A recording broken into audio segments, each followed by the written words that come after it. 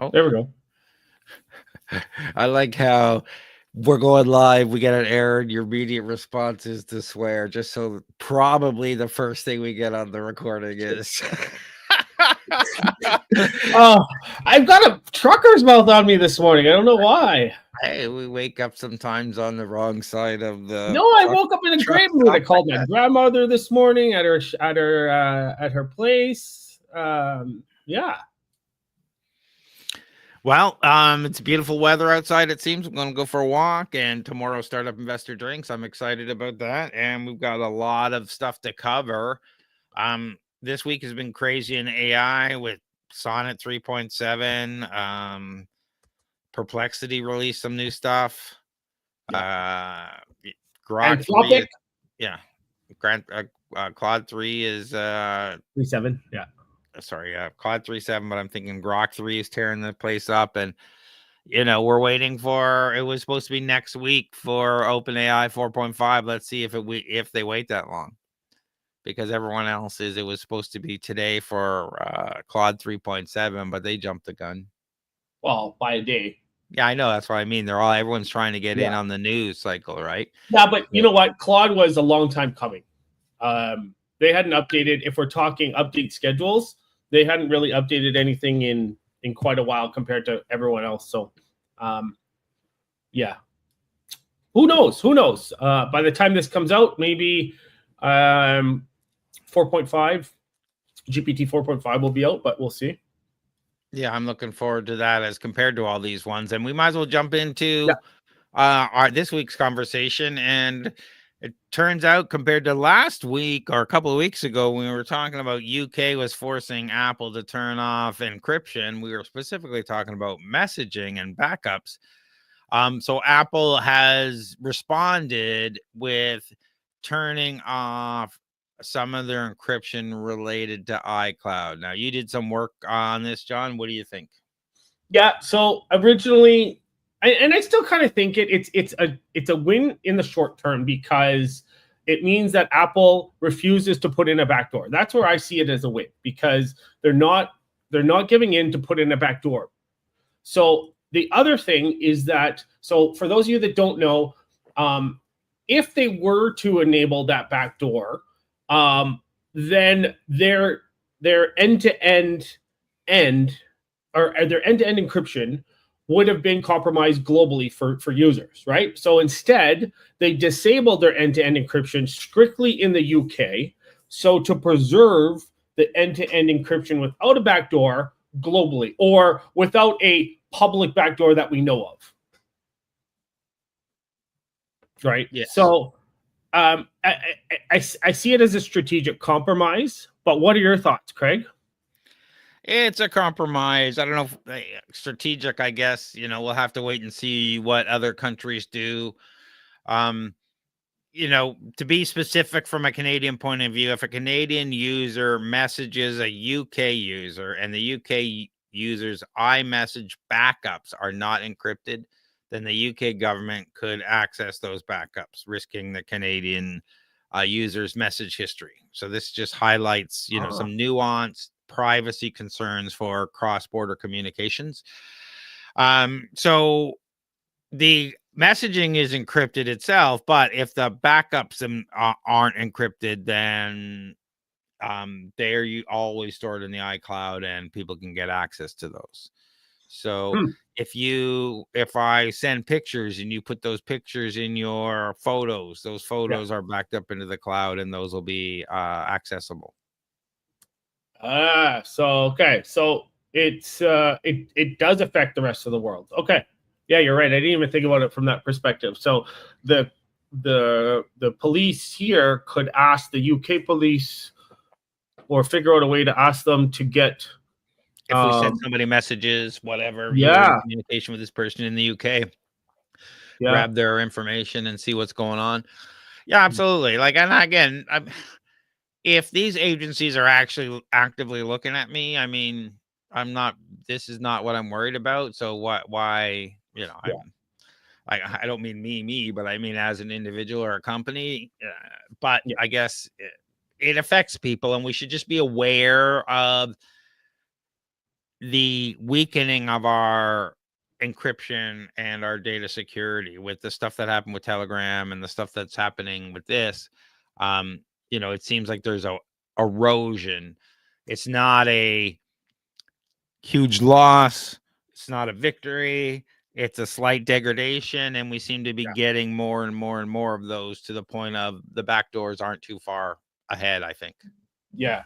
And if you're doing stuff that would that law enforcement would want to look at you, then you should be using like your own encryption, and you should be doing like PGP or whatever, and having your own kind of secure OS, whatever. Like you shouldn't be relying on another company to encrypt your stuff, right? Well, yeah, I mean, I'm a regular citizen, so I'm just, Yeah, exactly. If any agency's after me, what, I can't remember who said it. They said, "Show me the man, and I'll show you the crime." So it doesn't matter if they come at. But yeah, if you're actually engaged in criminal, nefarious activity, you should be covering your tracks the best way you can, and being on these devices probably not the best way to go. No. And yeah, I just brought that up just so that just to give people that contrast. Like if you're doing things, sure. If you're sending whatever sexts and stuff like that, who cares, right? Like anyone can see your stuff regardless at the end of the day, no matter what, if they really wanted to, as far as law enforcement goes. But if you're not doing anything shady, then you have nothing, like this doesn't really affect you. It's nothing to be too concerned about, except for when it comes to your privacy. 100%. Yeah, I mean, this becomes I hate the argument that if you got nothing to hide, why are you worried?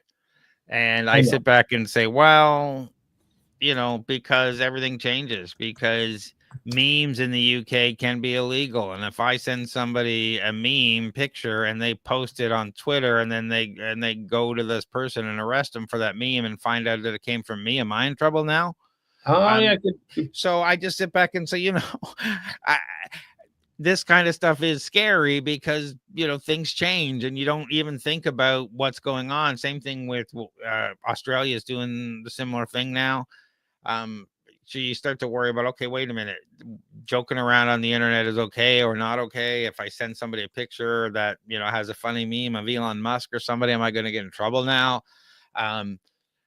So yeah, there are some concerns around it, and that's why I say, by an overall erosion of these things, that our privacy and security become less and less, and we become more concerned, and I think appropriately so. Let me ask you this: do you think this is the start of a massive countries going after Apple to ask Apple to do the same thing? Or do you think there's only going to be a few countries that might do this? What do you think? Well, I'd be curious to see what they end up using this for.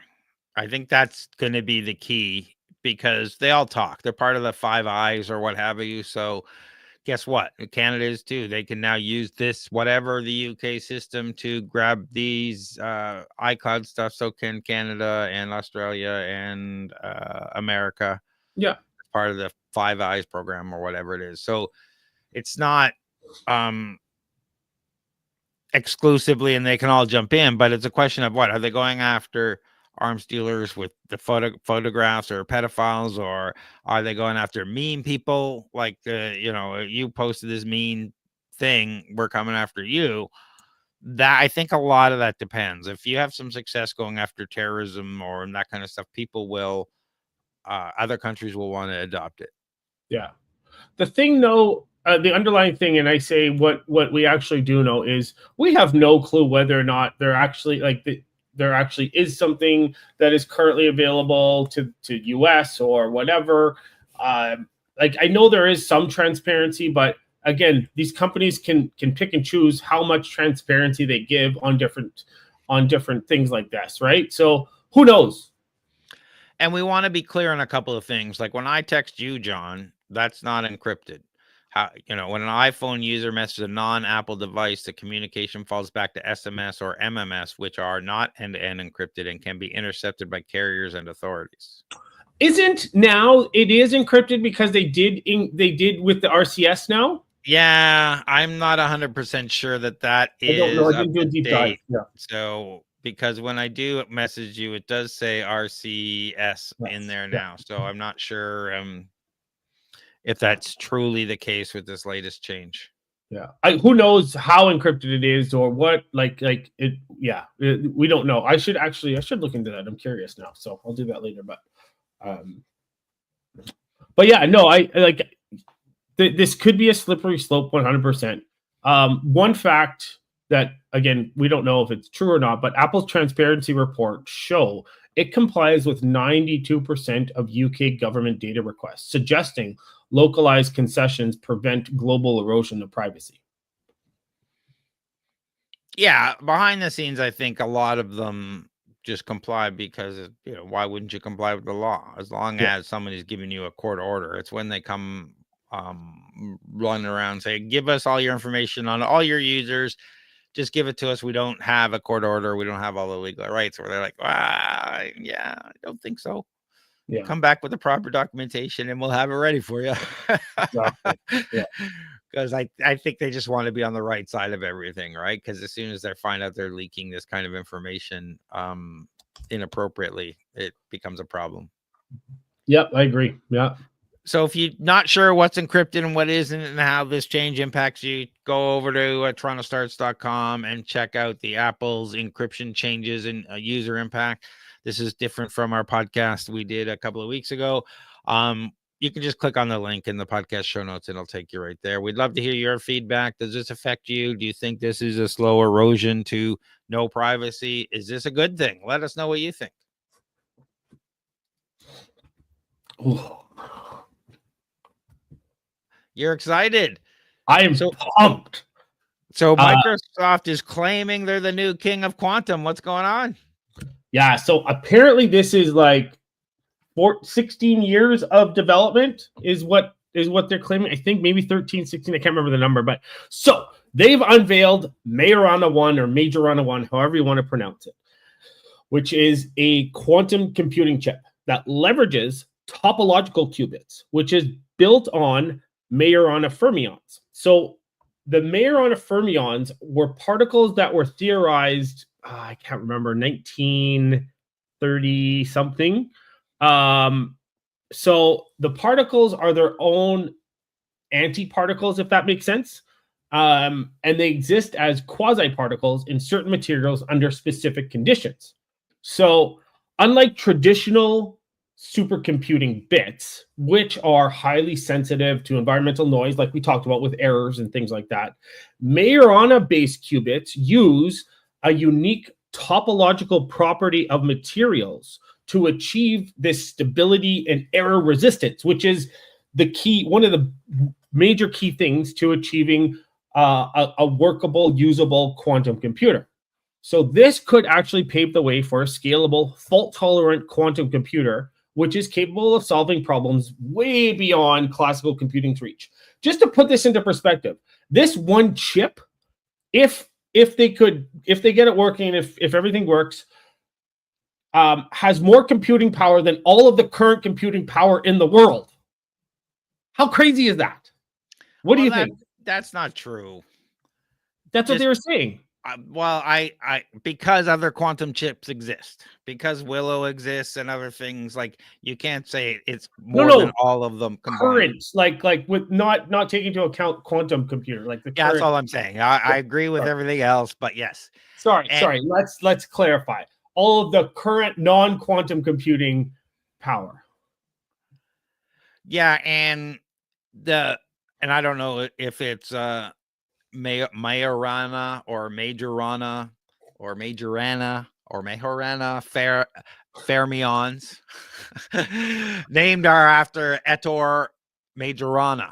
These particles are quirky, and they're essentially half electrons that only exist under extreme conditions, like near absolute zero temperatures. When paired, they create cubics that's topologically protected, like you mentioned, meaning it's less likely to lose its quantum state during environmental noise. So Microsoft is focusing on error rate and stability over speed, and they think they're going to lead the way with this. Yeah.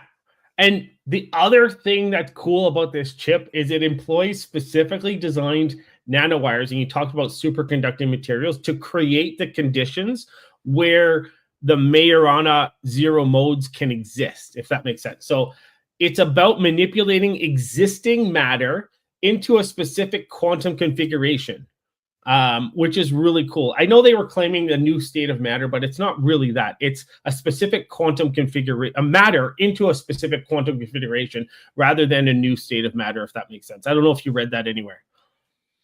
Yeah, I did. Yeah.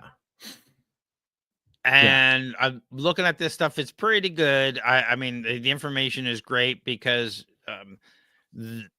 we've always talked about the error rate is the big issue, right?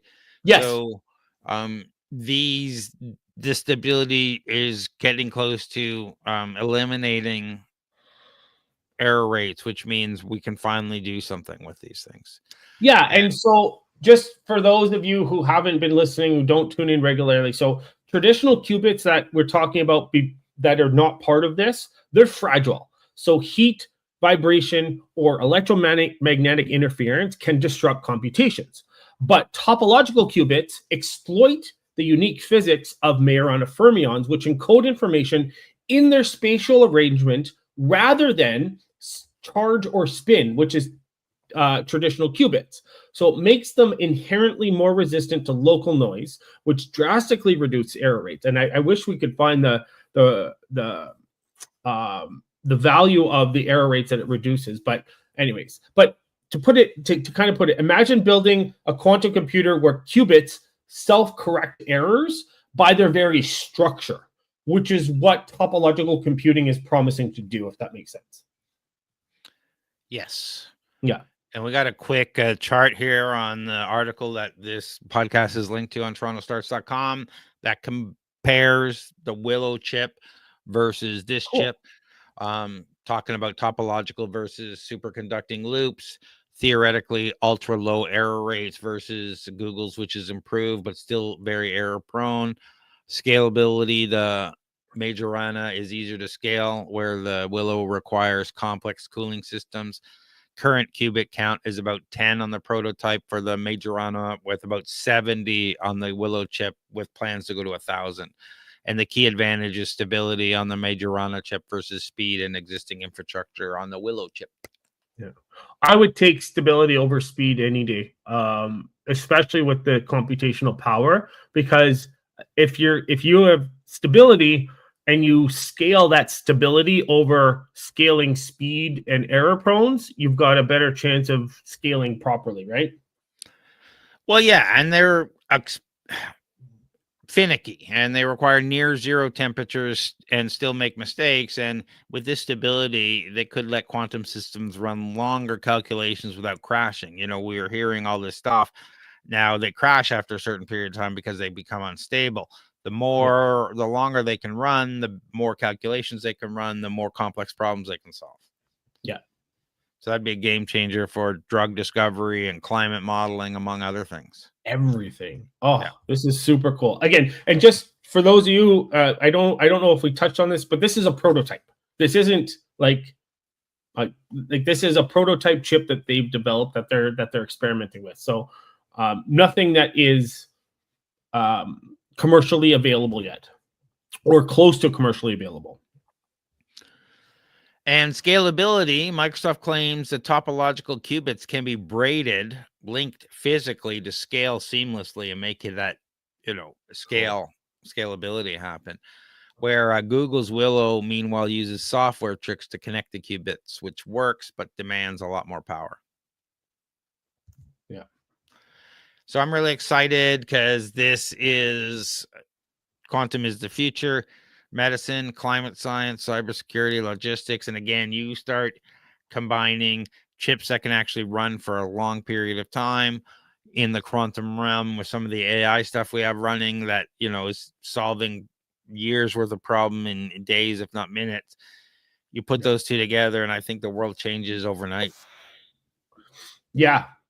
But yeah, and like you said, the road ahead is going to be steep. It's going to be difficult because and you touched on this, Majorana fermions, they require exotic materials. So it requires indium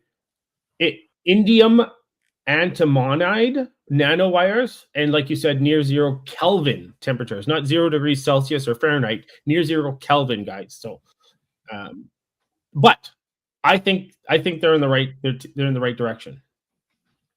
Yeah, I'll be excited to see in the end whether we get some sort of combined of the technologies where we get a faster, more qubits at a stabler rate. We'll have to see, because we're saying that Microsoft commercially available will have these chips within 5 to 10 years. Yeah. And so I'm looking forward to watching the quantum race continue as we see these companies race down the quantum pathway. Let us know what you think. Is quantum the future? Or are they still spending billions of dollars and it's going to take us nowhere? We'd love to hear your thoughts.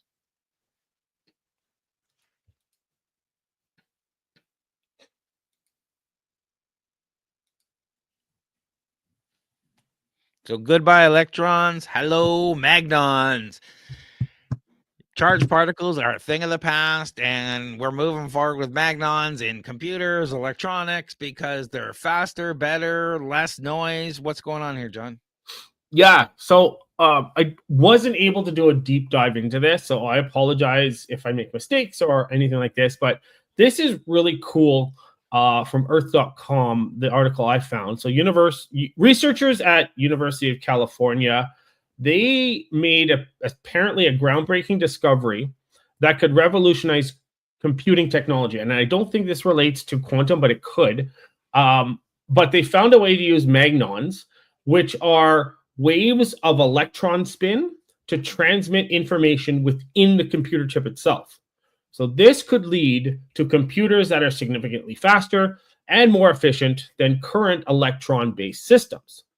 So magnons, unlike electrons, this is weird, don't carry an electric charge, which means they can move through materials without generating heat or experiencing resistance, which could potentially solve one of the major limitations of current computing technology.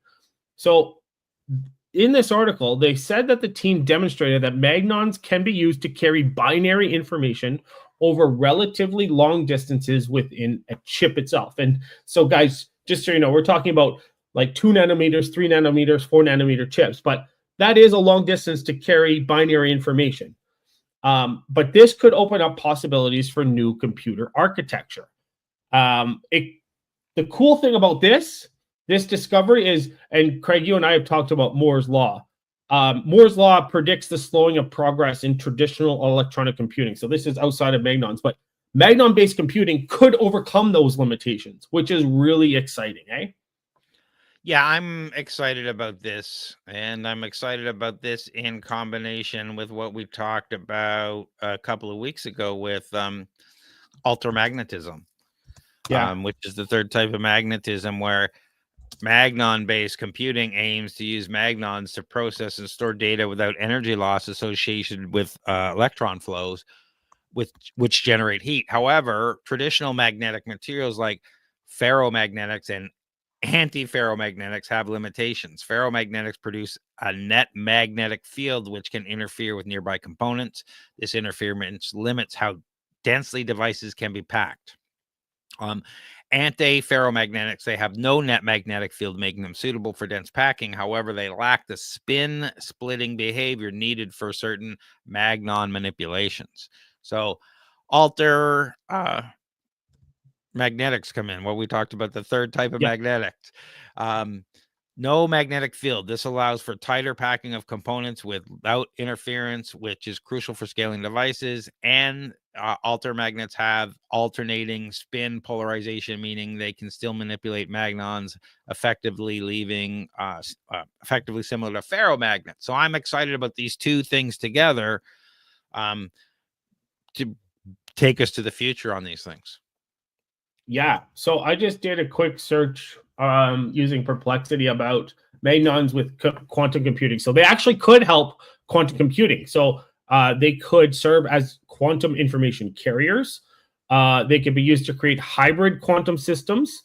They could act as quantum transducers. And they could offer new approaches to quantum error correction outside of Majorana 1, which is cool. So for traditional computing, Obviously, you got low power computing, faster data processing, NVM or non-volatile memory, and could enable new paradigms in analog computing. So it's got a benefit to both quantum and traditional. And when we talk about massive energy savings using this type of technology over the massive AI data centers, where we're talking about gigawatts to power these things. So be curious to see how quickly they're going to be moving to Magnons. Let's hope it's fast, because I think this is good. What's this chart you have here? I switched away. Hang on. Oh, you're comparing Magnons to electrons. Do you want me to go through it? Yeah, go ahead. Okay. So for those of you, just to kind of compare it side by side, electrons carry an electric charge. Magnons carry a neutral charge, or don't carry a charge at all. It's neutral. The spin of electrons are intrinsic, whereas magnons have a collective spin excitation. Electrons have a mass. Magnons are considered massless in approximations, and we're not going to get into infinity and approximations and all that sort of stuff, but just leave it at that, guys, please. Conduction, they move freely in conductors, whereas magnons propagate as waves in magnets. As far as energy efficiency, they generate heat via Joule heating, whereas magnons have a lower energy loss because they have no charge to transport. And as far as speed goes, electrons are very fast in conductors, but magnons comparable or faster in magnets. So really interesting comparison there. Yeah, and electrons dominate current systems due to established infrastructures. So we're gonna have to see where this goes. And Magnon research, as you mentioned, began back in 1930, with advance in 1940, with the second quantization and some experimentation in 1957. So there's a lot of stuff here. This is transformative in AI, IoT, and the quantum realms, as you mentioned. Yeah. So, guys, just to kind of, for those of you that to put it into perspective, when a chip generates heat, that's because of electrons flowing in that chip. So if we can eliminate that heat, we may eliminate the need for heat sinks. We may eliminate the need for a bunch of things and be able to crank up this power and reduce power consumption, which is really interesting. Yeah, I'm just trying to see dates. As far as when we'll see something? Yeah. Yeah, I couldn't find anything, so I'll take a look. All right, I'm excited about this. I'm excited about this with altermagnetism and a couple of other breakthroughs that are coming. Let us know what you think. Are you looking forward to Magnons powering your phones and your computer devices and AI data centers, which will probably get it first, the high-end computers? Let us know what you think and whether you think the future is Magnons or not. And according to our timeline, it says prototypes will be developed in the next 5 to 10 years, with widespread adoption taking place in 15 to 20 years. You know what's funny is I laugh when you say 5 to 10 years, because like it seems like everything is 5 to 10 years away. We talked about that before. Yeah, and that's why when we were doing batteries at one time, I made that battery chart, because some of them were coming out this year, next year, and some of them were farther away. And I just wanted to put it all, because it always seems like it's 5 to 10 years. Yeah, exactly. All right. You love talking about CRISPR. I love CRISPR. And I love that. I love this study. This is cool. So just so you guys know, and shout out to scitechdaily.com.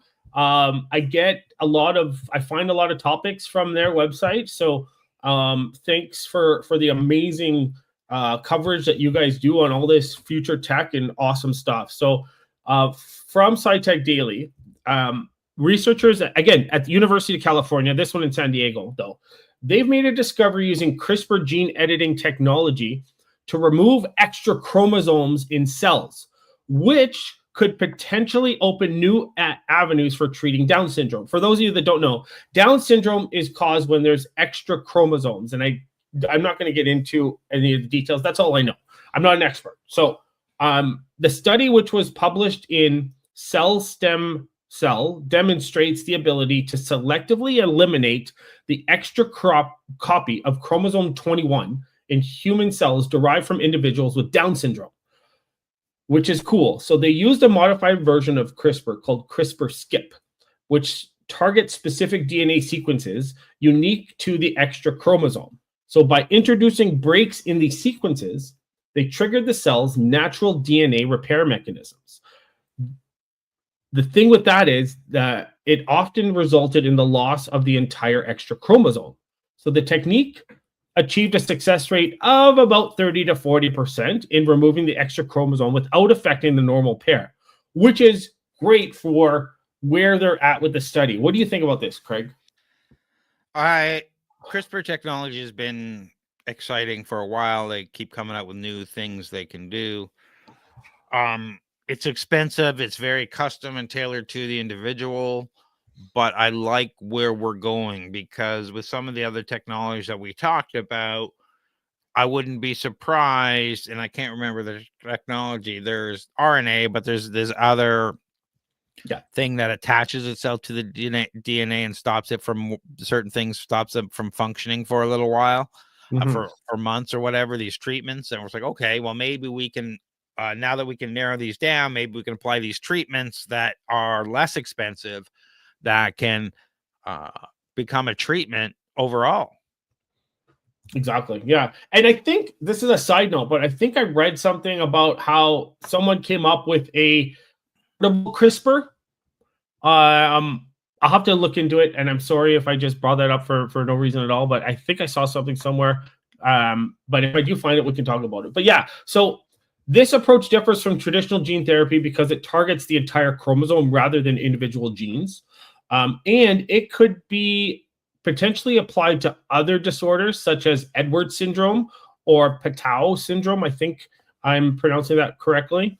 But again, as we talk about CRISPR, as we talk about gene editing, there's ethical considerations surrounding genetic modifications. So specifically those affecting human embryos, that remains a significant topic of debate. Was I cutting out there? No, I was just saying, like, this type of stuff could help with cystic fibrosis and a few other things as well. Yeah, cystic fibrosis. Shout out to my late sister Carla. Yeah, it even multiple sclerosis. Like this could be awesome. The thing I'm interested in knowing, and again, this is years down the road, but can you use CRISPR for a fully grown person to get rid of their cystic fibrosis or MS or anything like that? I don't know. It's a good question. Yeah. And I think we don't know yet, but in the future, it looks promising. Yeah. So you were asking about CRISPR stands for clustered regularly interspaced short palindromic repeats. All right.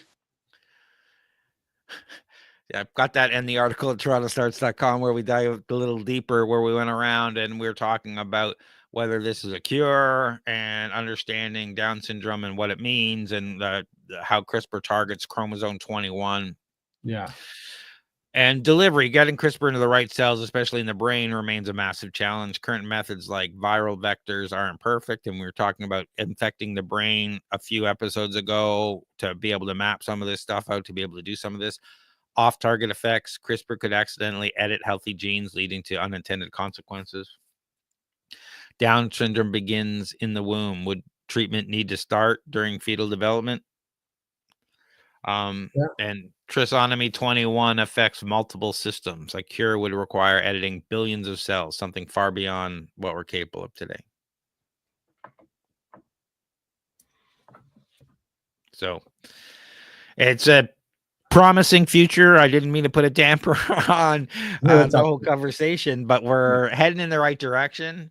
Yeah. You know, animal studies, you know, CRISPR isn't a cure yet, but the progress is accelerating. Animal studies, research are testing CRISPRs in mice with Down syndrome to assess safety and efficacy. Personalized medicine, combined CRISPR with stem cell research, could lead to tailored therapies. Collaborations, partnerships between biotech firms and advocacy groups are fueling innovation. But experts still estimate clinical trials are 5 to 10 years away. Yeah.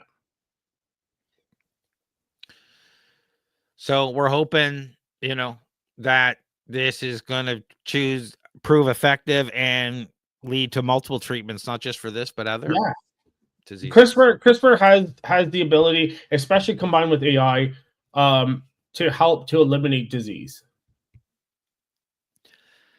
Yeah, I think when you start looking at this, and AlphaFold and a couple other things, you start to say, okay, maybe there is in the not too distant future a streamlined version of this where we can get you give them a genetic sample and they do all the profiling and can do this in a matter of minutes where it takes weeks now. I'm excited about this breakthrough. Yeah, me too. And speaking of AI, yeah, AI seems to be leading the way, and this time AI cracks a superbug problem in 2 days that took scientists years to crack. AI seems to be beating us out at research every time we look around. I'm really happy we have that tool, but what's happening here? Yeah, so I'm glad that they're using AI to combat these superbugs, because I was really worried. We've got these superbugs that are resistant to every antibiotic known that is currently available, and apparently, from my reading, is that we can't create any new antibiotics essentially without the use of AI. So until now, okay. So researchers at MIT made a discovery using AI to identify a powerful new antibiotic capable of killing drug-resistant bacteria. So the AI system, which was developed by James Cullen and his team, analyzed millions of chemical compounds and identified a molecule that can effectively combat, and I'm going to butcher this, but it's Acinetobacter baumannii, I think, which is a bacterium responsible for many of the hospital-acquired infections, and it's also known for its resistance to pretty much every antibiotic. So the model, which was trained on data about chemical structures and properties of various compounds, was able to predict which molecules might have antibacterial properties, which then narrowed down the list of compounds likely to be effective against this bacterium. So the most promising candidate was named Abosin. I don't know, but and it was tested in experiments and animal studies, which showed remarkable efficacy in killing the superbug without harming human cells. How crazy is that?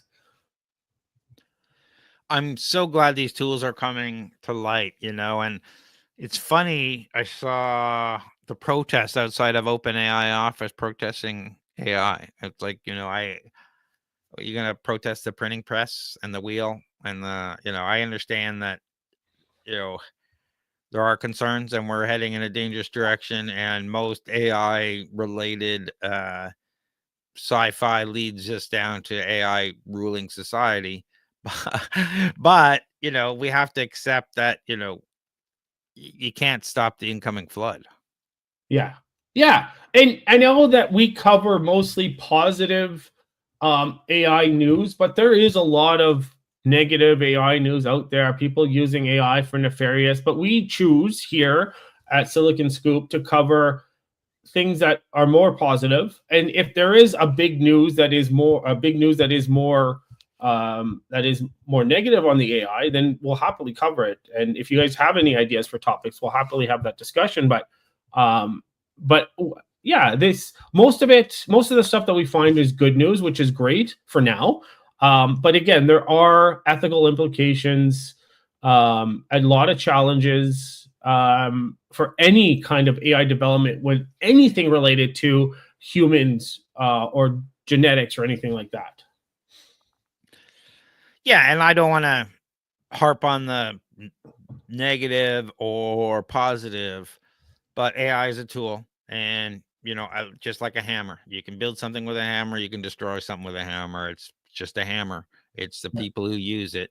There's bad information out there. You can get it in all sorts of places. Just having a tool that makes it faster to access it, just makes it faster to access it. So I love this quote. He gave the co-scientist a tool made by Google, a short prompt asking it about core problem he had investigating. he had been investigating, and it reached the same conclusion in 48 hours. Crazy. Yeah, a short prompt. Wow. So this is amazing. Like, once you start letting scientists have access to these things, where they really, he just got access to this, and 48 hours later, he got the answer to something he's But been working on for continue years. reading this, though. Like, he told BBC of his shock when he found what it had done. Given his research was not published, so could not have been found by the AI system in the public domain. So he was shopping with someone and said, please leave me alone for an hour. I need to digest this thing. He wrote an email to Google saying, you have access to my computer. Is that right? He added, the tech giant confirmed it had not. That's... What is going on? The full decade spent by the scientists also includes the time it took to prove the research, which itself is multiple years. So it did this, and it did over 10 years of his research, and came up the conclusion in 48 hours. And he was freaking out saying, there's no effing way this could have done that, because it must have read my stuff. It must have known my things. It must. And it said, nope. So, amazing. Yeah, but who knows? How do you prove that Google has access to your computer, right? Well, I mean, we sit back and say, we say access to my computer. If you wrote this article and whatnot, you've got to give it to something, right? Yeah. You've got to, if you've given it access to your Google Drive, and it goes and searches, great, but you've got to give those things. Yeah. It's not something you can just hop on a tool and go to a website and say this, and it just searches your hard drive for stuff. So this is amazing. And we also have to take a look, like, this kind of breakthroughs have been happening a lot. We were talking about the superbug resistance. Yeah. That took AI 2 years. The human time was 10 years. But magnetic phases, again, it took AI weeks, and it was 6 years of human comparison time. Protein structure prediction from Science Alert 2020, predicting protein structures years ahead of schedule with AI, 50 plus years ongoing before AI. Yeah. And this goes to show using AI and knowing that it's providing a accurate output. Okay, this is great. This is the stuff that we need to focus on, because we need people who are smart like this, who are using AI, who know what to expect from an output, and know that the output is somewhat accurate or mostly accurate. This is cool. I love this. Complex equations, thousands of times faster than supercomputers. Wow. Yeah. Which makes sense. To some degree. I mean, I guess the question is, what do you feed in a supercomputer that it's making it so slow? Yeah, true. Anyway, that technological backbone includes machine learning, deep learning, and large language models. There's a lot of good stuff in here, and it's amazing what we're doing with the scientific breakthroughs. Yeah. Yeah, and guys, this is just the tip of the iceberg. There's so many more articles that we could talk about that are completely related to this, but this is just a tip. If you want, go to torontostars.com and see everything that we've covered. And if you want to do more search, do a search, Google search, and find more. There's tons out there. So we'd love to hear what you're thinking. We're a little sidetracked on this one, so I'm going to ask a couple of questions. One, are you looking forward to all the scientific discoveries and medical cures potentially that AI is going to deliver us over the next little while? And is this a good thing or a bad thing? These AIs going fast. Are we going to lose jobs? And you're concerned about that? Or are you looking at the brave new world, just like the information revolution? We're in another revolution that everything's going to shift and change. And as a result, people are going to be out of work, but 10, 20, 50 years, everything will change and people will be all working again, but just different jobs, different this, different that. What the future holds with the AI doing all this deep research? Is it going to put our scientists out of business? Let us know what you think.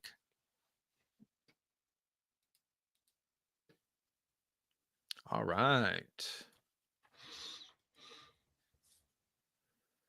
So researchers have used lasers to create a real-life levitation ray. So now they're levitating things with lasers. What's happening here, John? Yeah, with freaking lasers. So this is out of the University of Sao Paulo, Brazil. Shout out to bgr.com for this article. Thank you for this. They've developed a groundbreaking tractor beam technology, tractor beam in quotes, okay, which uses lasers to levitate and manipulate small objects. So it was published in Optics Express, and this represents an advancement in the field of optical manipulation and has potential applications across various scientific disciplines. Now, just to get into it, how the laser system works, it uses a phenomenon called photophoresis, which I think we talked about before, where light heats one side of an object more than the other, which creates a force that can lift and move the object.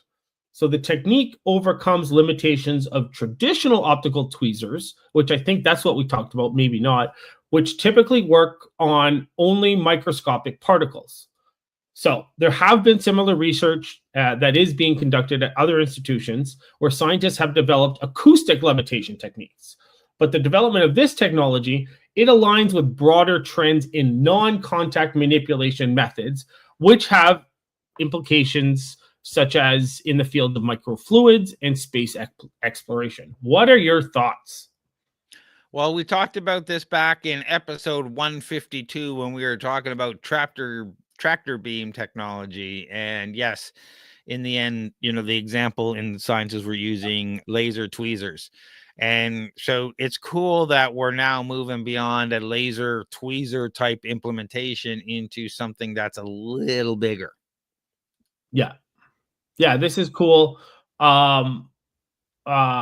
This is great because now you can push, lift, or pull, if that makes sense. So the way that it does is they carefully shape the laser beams using a spatial light modulator, and then create precise patterns of light that generate controllable forces on the target object. So it allows for manipulations of objects much larger than what's possible with traditional optical tweezers, which what you talked about. So this is really cool. How close are we to Back to the Future type levitating skateboards?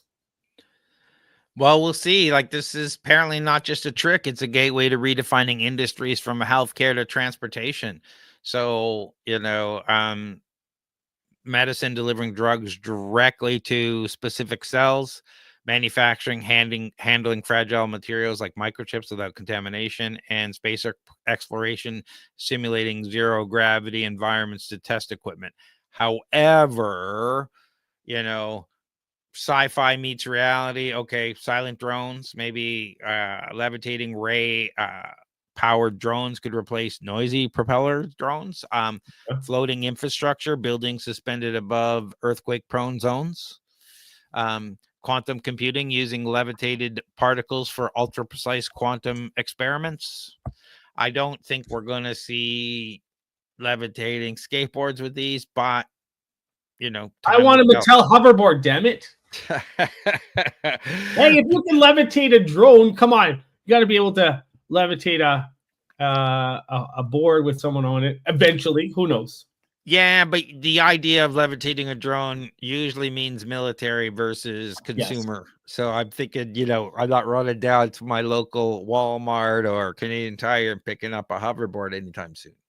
No, that's true. Now, having said that, we've seen the military, those water ones and the hover drones and stuff where they have people on them that they've used. Yeah. So it might be closer than we think. Yeah.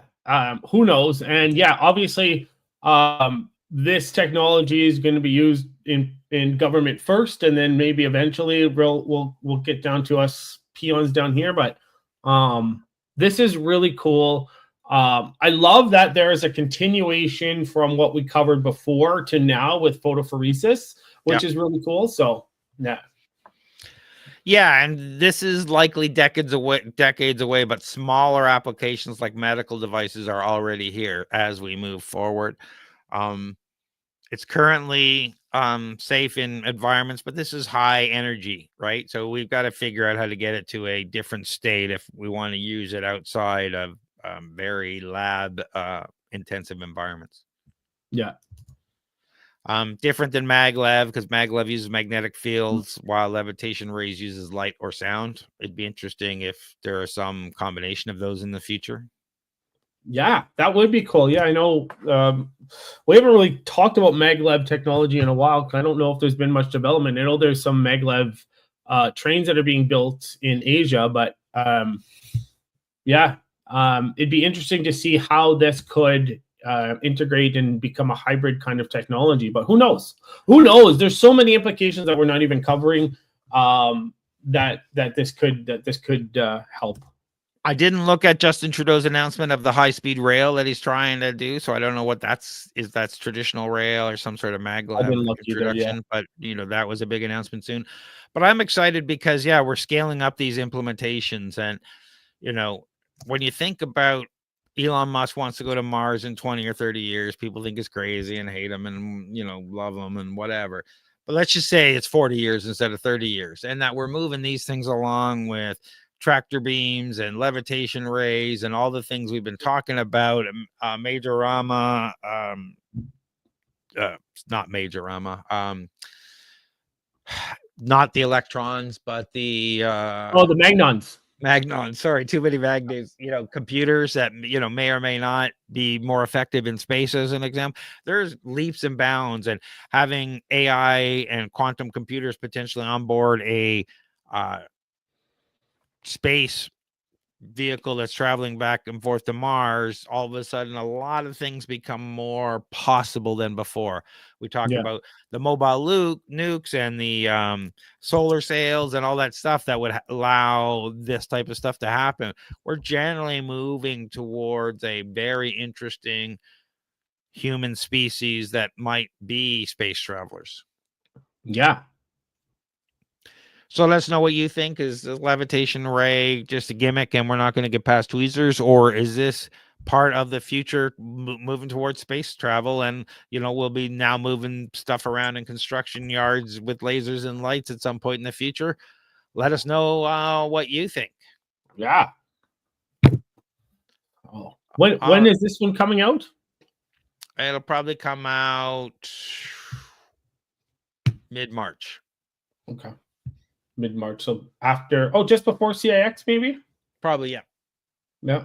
So what do we have coming up, Craig? Yeah, when this comes out? Since you're happy not to talk about the next one. Sorry, I got a hard stop at. Yeah, that's fine. I'm about to do the cutover. So what do you got going on, John? This is coming out, you know, mid to end of March. We have CIX coming up. We've got a workshop. We got an after party. I hope go to torontostarts.com and check those things out. What do you got going on, John? Yeah, hopefully attending CIX and then in April Discovery X through OCI. So we'll talk about that too and other conferences. But that's pretty much it. Just doing office hours at TBDC and being a mentor there, which is great. But if you do need some government funding questions or want to chat, feel free to find me on LinkedIn, John Irwin. But what about you, Craig? How can you help people? Well, I help people coaching them in their business to take the next forward, get them unstuck, analyze their business from a third-party point of view and give them the perspective they don't have. And sometimes it's a kick in the butt. Sometimes it's structure. Sometimes it's knowledge, connections. I help people that way. But also, you know, if you head over to flowgrammer.ca, you can start looking at options to automate your business and take your business to the next level. We talk about AI here, and it's the oncoming wave. And we know that if you're not automating your business, your competition are, and you'll be out hustled by them. So it's time to start thinking about what are the things in your business that you can automate so that you can focus on the things that really move the needle for you and your business. Go over to flowgrammer.ca and give them a try. And thanks everyone for listening this week. Appreciate it. Thanks everyone.